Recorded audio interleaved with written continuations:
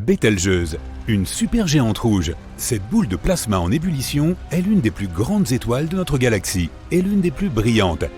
Elle est 500 fois plus grande que le Soleil, mais elle est en état de pulsation, ce qui fait qu'elle grossit et rapetisse. À son apogée, elle fait 800 fois sa taille moyenne. Si cette étoile était une corbeille, elle pourrait contenir environ 300 millions de soleils, alors que son poids n'est que 17 fois supérieur. Et là, à environ 500 années-lumière, se trouve la Terre. Nous lançons notre vaisseau spatial et entamons notre voyage vers Bételgeuse. En quelques secondes, nous avons déjà parcouru 390 000 km et nous sommes près de la Lune. Cette distance représente 9,5 fois le tour de la Terre. Une navette spatiale actuelle propulsée par une fusée aurait mis 3 jours pour arriver jusqu'ici. Nous sommes maintenant près de Mars. Le vol vers la planète rouge dure généralement 7 mois. Plusieurs rovers sont actuellement à l'œuvre ici, ainsi que le tout premier drone volant Ingenuity. La surface de Mars est 3 fois plus petite que celle de la Terre, mais la planète est également 10 fois plus légère. On espère bientôt y envoyer une colonie humaine. Juste au-delà de Mars, nous devons esquiver de nombreuses roches spatiales. C'est la ceinture d'astéroïdes. Elle contient des débris et des objets spatiaux de taille et formes différentes. Le plus gros d'entre eux est Cérès. Sa surface est légèrement plus grande que la superficie de l'Argentine et son poids représente environ 1% de celui de la Lune. Le poids total de toute la ceinture d'astéroïdes est 25 fois inférieur à celui de la Lune.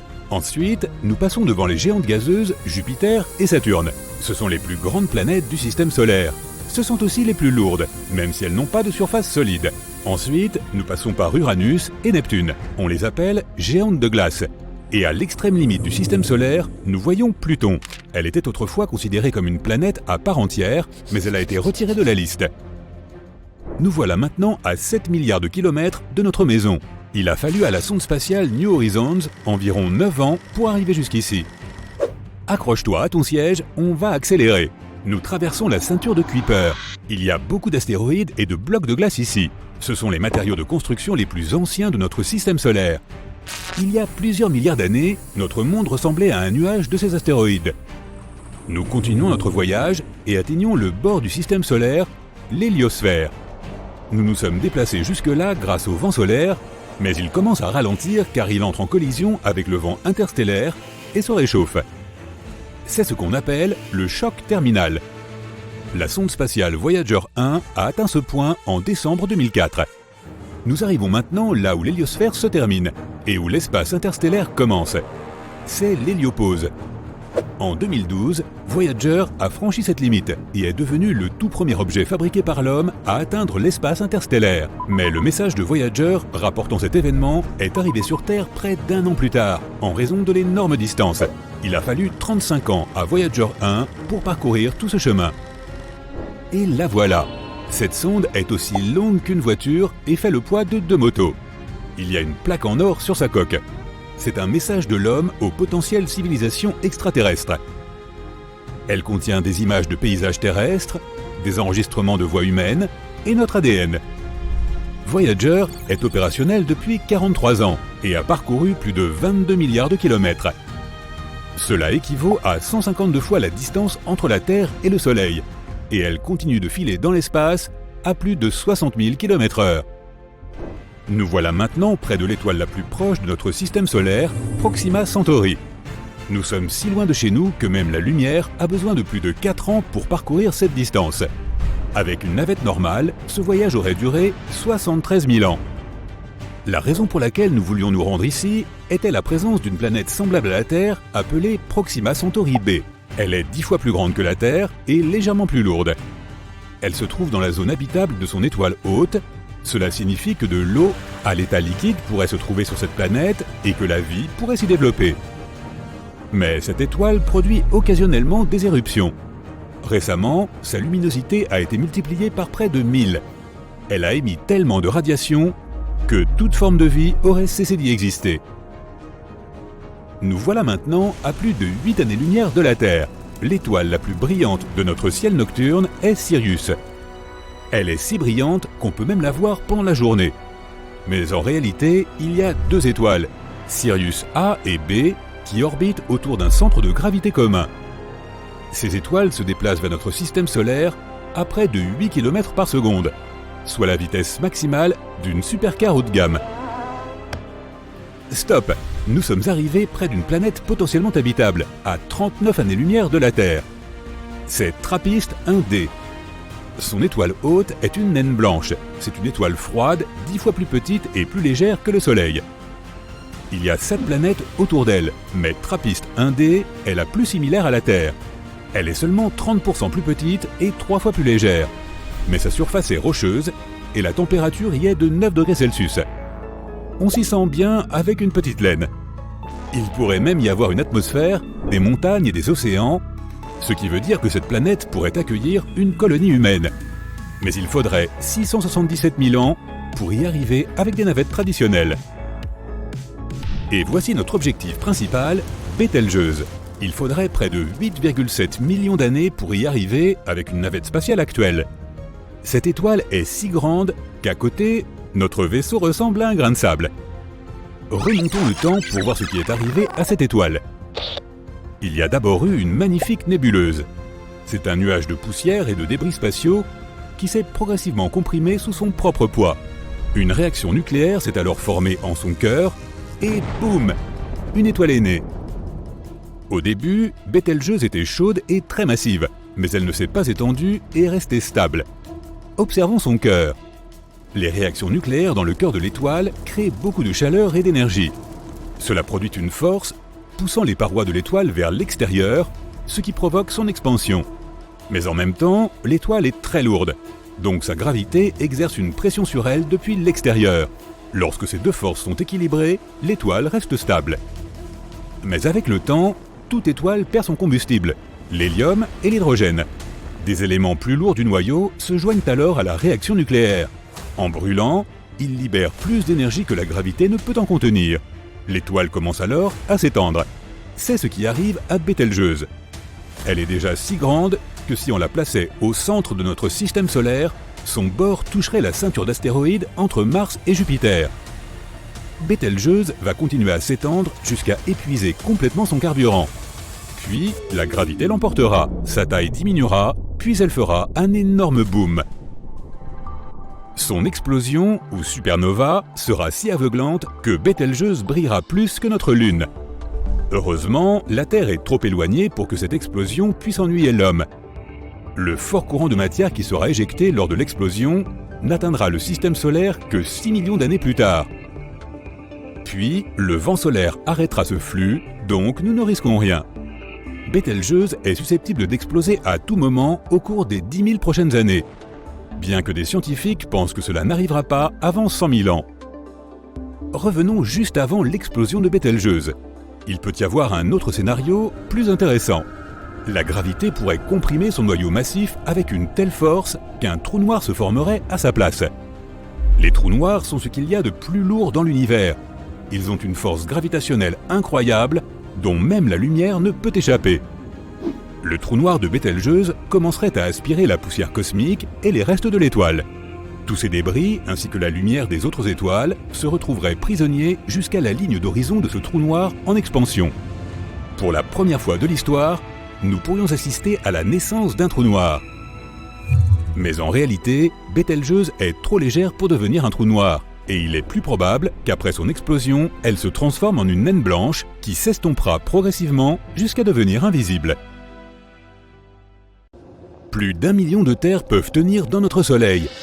De nouvelles recherches montrent qu'entre 20 et 35% des soleils dévorent leur propre planète, et qu'un quart des systèmes planétaires en orbite autour d'étoiles comme le Soleil ont eu un passé chaotique. La chose même qui donne la vie peut aussi la reprendre. Toutes les planètes de notre système solaire tournent autour du Soleil, et elles le font toutes d'une manière assez consistante. Il est très probable qu'elles soient restées ainsi depuis qu'elles sont apparues dans le paysage, mais ce n'est pas le cas de toutes. Cette existence chaotique signifie qu'un système solaire comptait de nombreuses planètes dans sa litière jusqu'à ce que le Soleil hôte décide de les faire fondre. Notre système solaire est parfaitement disposé pour qu'aucune planète n'interfère avec la gravité des autres. La force gravitationnelle de Jupiter est beaucoup plus forte que celle de la Terre, ce qui signifie que si la Terre se rapprochait de Jupiter, nous ne serions qu'une autre lune pour celle-ci. La planète est si grande que si la Terre faisait la taille d'un raisin, Jupiter équivaudrait à la taille d'un ballon de basket par rapport à elle. Même avec la technologie la plus perfectionnée au monde, il est compliqué de savoir si les étoiles mangent effectivement leur planète. La meilleure façon de l'étudier est d'observer des systèmes binaires. Il s'agit d'un terme scientifique pour désigner un système composé de deux étoiles en orbite l'une autour de l'autre. En général, les deux étoiles se sont formées à peu près au même moment, à partir des mêmes gaz et dans les mêmes conditions. Cela signifie qu'elles devraient plus ou moins contenir les mêmes éléments. Quand tu ouvres les yeux le matin, tu es accueilli par la lumière du soleil qui a parcouru des millions de kilomètres. Plus on s'en approche, plus c'est chaud. Mais les rayons qui voyagent depuis le soleil charrient également certains éléments chimiques qui les rendent uniques. Les atomes associés au soleil sont des matériaux légers comme l'oxygène, le carbone, l'hydrogène et l'hélium. On peut aussi y trouver d'autres substances, mais celles-là demeurent les principales. En étudiant ces éléments, on peut connaître l'histoire d'un système solaire avec suffisamment de détails pour déterminer s'il est instable ou plutôt calme. Les scientifiques ont étudié 107 systèmes binaires composés de soleils comme le nôtre en analysant leur lumière. Comme chaque système contient deux soleils, ils les ont comparés et mis en contraste pour voir les différences. Ils ont observé que les étoiles dotées d'une fine couche extérieure présentaient des éléments différents de ceux de leurs compagnonnes. Tous les soleils contiennent des éléments légers, mais certains ont des éléments rocheux comme le fer, le silicium et le titane à proximité. Ces éléments sont associés au terrain accidenté que l'on trouve sur une surface, mais ils se trouvent là, flottant au milieu de l'espace. La couche externe la plus fine est particulièrement riche en fer par rapport aux autres couches. De nombreuses étoiles sont jumelles à la naissance, mais la plupart des étoiles de la Voie lactée ont une compagnonne dans un système binaire. Cela signifie que notre Soleil est assez unique pour ne pas avoir de partenaire. Mais certaines théories suggèrent que le Soleil a peut-être perdu son jumeau dans le passé. Il se trouve à environ 184 années-lumière et s'appelle HD 186302. Ce pourrait être notre bonne étoile. Les nuages moléculaires sont le lieu de naissance de milliers d'étoiles. Ils sont constitués de gaz et de poussière qui s'effondrent progressivement sous leur propre poids. Notre Soleil a peut-être commencé de cette façon il y a 4,6 milliards d'années. Et lorsqu'elles sont suffisamment matures, elles sortent au grand jour, généralement avec leurs compagnons de voyage. En fait, les scientifiques affirment que jusqu'à 85% de toutes les étoiles pourraient être en paires binaires, ou avoir encore davantage de potes, mais plus de 50% sont des paires binaires. Le seul problème est que nous ne pouvons pas vraiment le voir puisqu'il s'est écarté de son orbite originale il y a une éternité. Mais on peut en trouver des traces dans le nuage de Oort. Il s'agit d'un vaste amas spatial composé de comètes, de roches spatiales et de glace situés aux confins de la zone d'influence de notre Soleil. Ces objets flottent beaucoup puisqu'ils sont loin de la gravité du Soleil et peuvent facilement être éjectés de leur orbite dans l'espace. Voler à travers un tel espace n'est pas différent de voler à travers n'importe quel vide spatial. La raison pour laquelle certains de ces éléments légers se trouvant dans l'espace contiennent des éléments rocheux que l'on trouverait à la surface d'une planète est que le Soleil les a fait sortir de leur orbite et les a dévorés quand ils se rapprochaient. Cela se produit également lorsqu'une étoile devient trop grosse et commence à manger tout ce qui l'entoure. Selon les scientifiques, si une étoile mange une planète, cela peut la rendre instable et la faire tourner si vite qu'elle finit par se déchirer. Mais pas de panique, il y a très peu de chances que le Soleil dévore notre planète dans un avenir proche. Les étoiles se forment lorsqu'un énorme nuage d'hydrogène et d'hélium croît jusqu'à s'effondrer sous son propre poids. La pression augmente et atteint des niveaux de chaleur extrêmes que nous ne pouvons même pas mesurer. Les atomes d'hydrogène finissent par perdre leurs électrons, ce qui provoque la fusion de l'hydrogène et la libération d'énergie, contrant ainsi l'effondrement par gravité. Mais lorsque la force gravitationnelle l'emporte sur la fusion de l'hydrogène, l'étoile commence à se dilater et devient une géante rouge. Puis, après environ 1 milliard d'années, l'hydrogène du noyau externe disparaît, laissant une grande quantité d'hélium qui fusionne avec les autres éléments présents. Et une fois que tout l'hélium aura disparu, la gravité réduira la géante rouge à l'état de naine blanche. Et lorsqu'elle a totalement disparu, les restes de l'étoile libèrent des tonnes de gaz et de poussière dans l'espace. Les scientifiques affirment que notre Soleil a encore entre 7 et 8 milliards d'années avant d'atteindre ce stade. Mais même si cela devenait une réalité, cela ne se produirait pas du jour au lendemain. Il faut des millions d'années pour qu'une telle chose se produise. Mais que se passerait-il si le Soleil décidait de nous dévorer du jour au lendemain à l'heure où nous parlons ? La planète commencerait à se réchauffer en quelques secondes. Chaque légère variation de degré peut entraîner des événements catastrophiques. Les calottes glaciaires peuvent fondre en quelques secondes et inonder les terres côtières. Même les petites îles des régions reculées du monde seraient submergées. Et comme il ferait plus chaud, toutes les régions enneigées fondraient instantanément et évolueraient vers un climat désertique. Certains endroits brûleraient et des objets quotidiens fondraient sur place. L'intérieur de la Terre se réchaufferait également, ce qui entraînerait des éruptions volcaniques dans le monde entier. L'Antarctique fondrait sous l'effet de la chaleur et les volcans entreraient en éruption. Et en quelques minutes, la planète entière se transformerait en une boule de feu et de cendres avant d'exploser en petits morceaux flottant dans l'espace, atteignant des régions dont nous n'avons même jamais entendu parler. Mais ne t'inquiète pas, une telle chose n'arrivera pas vraiment. Si le Soleil interrompt notre rotation, les résultats seront différents. Il fera également chaud, car le champ magnétique qui nous entoure nous protège des radiations du Soleil. Et si nous nous trouvons déréglés, le champ magnétique le sera également, et la chaleur extrême du Soleil nous fera bouillir. La force gravitationnelle deviendra instable, donc la physique de notre vie quotidienne sera un chaos total. Il faudra attendre 5 milliards d'années pour que le Soleil devienne une géante rouge. Sa taille augmentera, et il finira par dévorer Mercure et Vénus. Il y a de fortes chances que la Terre soit également au menu. Si la Terre devait se rapprocher du Soleil de seulement 1 500 000 km, elle deviendrait inhabitable. Cela peut sembler beaucoup, mais c'est seulement 4 fois la distance entre la Lune et la Terre. La détection de la composition chimique des rayons solaires dans des systèmes plus éloignés pourrait aider les scientifiques à trouver d'autres planètes semblables à la Terre. Comme l'atmosphère autour de ces étoiles dévoreuses de planètes modifie cette composition chimique, nous pouvons détecter les systèmes solaires qui ont eu un passé calme. La principale chose que nous devons observer est si les planètes ont un cycle orbital sain. Si rien d'autre ne s'y oppose, nous pouvons supposer que la planète pourrait suivre les mêmes étapes que la Terre qui ont permis l'avènement de l'espèce humaine. Mais ce processus prendra des siècles, car il existe des millions d'étoiles proches, similaires à notre Soleil. À ce rythme, les chances de trouver une planète semblable à la nôtre sont quasi inexistantes. Mais si c'est le cas, alors il pourrait y avoir de la vie sur ces planètes. Il n'y aura aucun moyen de savoir si c'est une vie intelligente, mais elle pourrait avoir connu le même destin évolutif que nous. Que nous arriverait-il à nous et à notre planète si elle devenait aussi grosse que le Soleil ? Le diamètre de la Terre est de 12 874 km. La traversée, c'est comme faire 3 fois l'aller-retour à travers les États-Unis. Ça ne semble pas beaucoup, non ? Eh bien, que dirais-tu de répéter ce voyage 305 fois de plus ? Imagine les dépenses d'essence. C'est le diamètre du Soleil, environ 1 392 082 km. Comparé à notre Terre, le Soleil est d'une taille inimaginable. Alors, que nous arriverait-il si nous le rattrapions ? Il existe 4 scénarios possibles, selon ce que l'on entend par taille du Soleil. Premier scénario. La Terre devient aussi grande que le Soleil, mais sa masse reste la même. Une planète gigantesque avec la masse d'une toute petite Terre. Tout d'abord, dis au revoir à la gravité. Plus la planète est grosse, plus sa gravité est forte, et vice-versa. Une planète aussi légère ne serait tout simplement pas capable d'attirer quoi que ce soit à elle. La gravité crée toutes les substances lourdes. Tout, des cailloux aux continents entiers, est maintenu grâce à elle.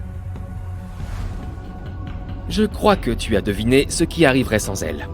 Nous nous transformerions tous en particules de poussière. Oui, la Terre deviendrait tout simplement un nuage de poussière. Oh, et pour compliquer le tout, les gravités des autres planètes nous étireraient sur les côtés, ne laissant aucune chance à notre planète de reprendre sa forme originale. Ce scénario n'est finalement pas le meilleur, tu ne trouves pas ? D'ailleurs, même si la Terre demeurait une planète, la vie ne pourrait pas y naître dans ces conditions. Il y aurait une distance considérable entre le centre de la Terre et sa surface. Et souviens-toi, la masse de la planète est minuscule, donc pas de gravité. Elle n'aurait pas été capable de retenir l'atmosphère, et sans atmosphère, les organismes vivants ne pourraient pas se développer. Ça n'aurait pas eu d'importance de toute façon. La Terre serait en fait un nuage. Dès lors, ce nuage, pesant environ 10 fois plus lourd que Jupiter, se concentrerait dans l'espace. Par conséquent, il éclaterait et se transformerait en étoile. Et nous aurions un nouveau Soleil. Scénario 2. Celui-ci est à la fois un scénario à part entière, mais aussi une conséquence du précédent. La Terre devient aussi grande que le Soleil et a la même masse. Maintenant, nous avons 2 soleils. Nous serions un système stellaire dit binaire. Cela signifierait la destruction de notre système solaire. Imagine avoir 2 masses dans un seul système. Les orbites des planètes deviendraient instables, perturbées par un changement aussi soudain. Une fois qu'elles se rapprocheraient de notre exotère, elles s'effondreraient immédiatement, soit à cause des forces de marée, soit à cause de l'impact de l'exotère. Oui, même les géantes de gaz. Je veux parler de toi, Jupiter. Sais-tu quelle planète survivrait et prendrait finalement sa revanche sur nous? Pluton. Ce serait probablement la dernière exoplanète restante dans tout le système. Elle est trop éloignée pour remarquer des changements, sauf en cas d'augmentation de la masse du centre du système. Donc l'orbite de Pluton se rapprocherait de notre système à 2 étoiles, et c'est tout. La Terre et le Soleil devraient accepter que Pluton soit désormais leur seule planète. Le disque protoplanétaire qui a formé notre système il y a des milliards d'années n'existerait plus. Donc, plus aucune autre planète ne pourrait être créée dans notre système. Tout cela est bien beau, mais qu'en est-il de la Terre elle-même? À quoi ressemblerait la vie? Voyons voir. Les nuits et les jours dureraient désormais plus longtemps en raison de l'augmentation du temps de rotation de la Terre. Il y aurait probablement une baisse significative de la température au pôle nord et sud. Même sur notre petite planète actuelle, ils ne reçoivent que très peu de lumière solaire. Donc si la taille de la Terre augmentait, la zone des pôles qui recevrait la lumière du Soleil diminuerait encore plus. Le côté positif, c'est qu'il y aurait beaucoup plus d'espace maintenant. Il n'y aurait plus de surpopulation. La taille de la planète serait tellement énorme qu'il te faudrait des années pour aller d'un point à un autre. Oui, quand on y pense, on se sentirait probablement très seul. Mais bon, qui sait? Peut-être que les fusées deviendraient notre principal moyen de transport. Ça serait génial. Il y aurait de nombreuses régions vastes et inexplorées qu'aucun humain n'aurait jamais vues ou visitées. Nous ne connaîtrions pas non plus l'existence de nombreuses civilisations et de tribus différentes. Les siècles passeraient, et beaucoup d'entre nous s'en iraient sans jamais rencontrer d'autres personnes et apprendre à les connaître. Et encore, si nous arrivions à marcher, nos os ne pourraient pas supporter notre poids avec une gravité aussi considérable, et notre cœur devrait travailler 2 fois plus pour nous maintenir en vie. Les oiseaux ne pourraient plus voler. Rien ne pourrait voler a priori. Tous les arbres qui existent tomberaient, et les nouveaux repousseraient à peine, comme de l'herbe. En parlant d'arbres, comment se porterait notre écosystème? Eh bien, pas très bien. Si nous ne prenons pas soin de notre environnement dans notre petite Terre en ce moment, imagine ce qui se passerait si nous avions un espace aussi vaste à notre disposition. Je suppose que nos tonnes d'ordures auraient même eu raison des réserves infinies d'arbres et d'eau potable que nous aurions dans notre grande nouvelle maison. Nos machines et nos robots devraient être énormes pour être efficaces. C'est parce qu'une ferme ordinaire aurait désormais la taille d'un État américain. Aussi, il ferait beaucoup plus sombre que ce à quoi nous sommes habitués. La Terre est si petite maintenant. Imagine ce qui se passerait si notre planète aurait la taille du Soleil lui-même. Moins de lumière solaire signifie que nous aurions probablement besoin d'un soleil artificiel. De plus, les différences de température à la surface de la planète seraient énormes. Si tu es surpris, c'est que tu as probablement sous-estimé la taille du Soleil.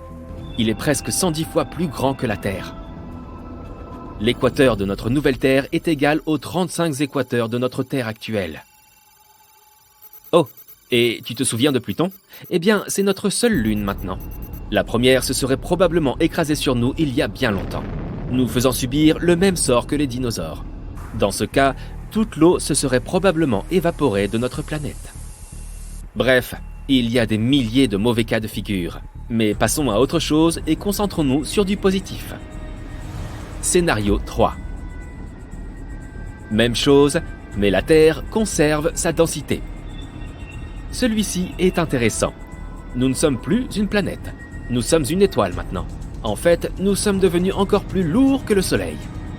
Notre planète aurait maintenant une masse solaire de 3,9, car il faudrait équilibrer notre faible densité d'une manière ou d'une autre. Bref, ce serait presque la même chose que dans le scénario 2, mais avec des conséquences à long terme plus intéressantes. Puisque notre Terre serait devenue 4 fois plus lourde que le Soleil, elle aurait brûlé son combustible plus rapidement. Ensuite, elle évoluerait. En fonction de la masse de son noyau, elle deviendrait une supernova où ses couches extérieures exploseraient pour former une nébuleuse planétaire.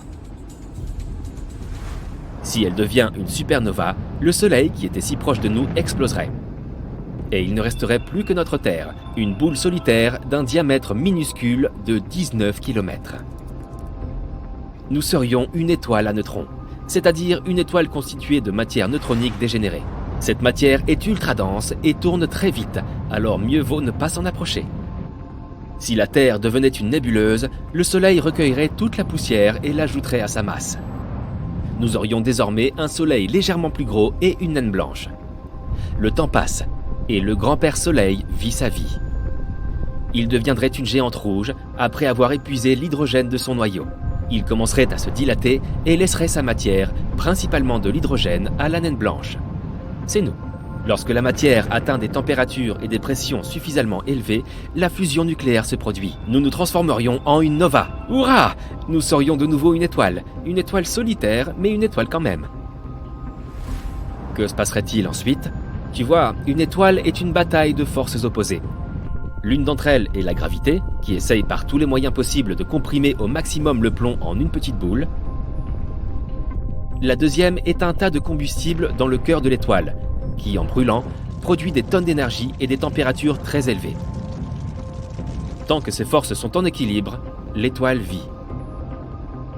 Mais quand le combustible de l'étoile s'épuise, l'étoile se refroidit. La pression à l'intérieur diminue.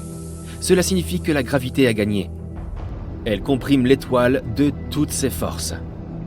En seulement 15 secondes, la lumière la plus brillante que tu aies jamais vue scintille de 1000 feux. Et notre ex-Terre devient une supernova, laissant derrière elle une nébuleuse impressionnante.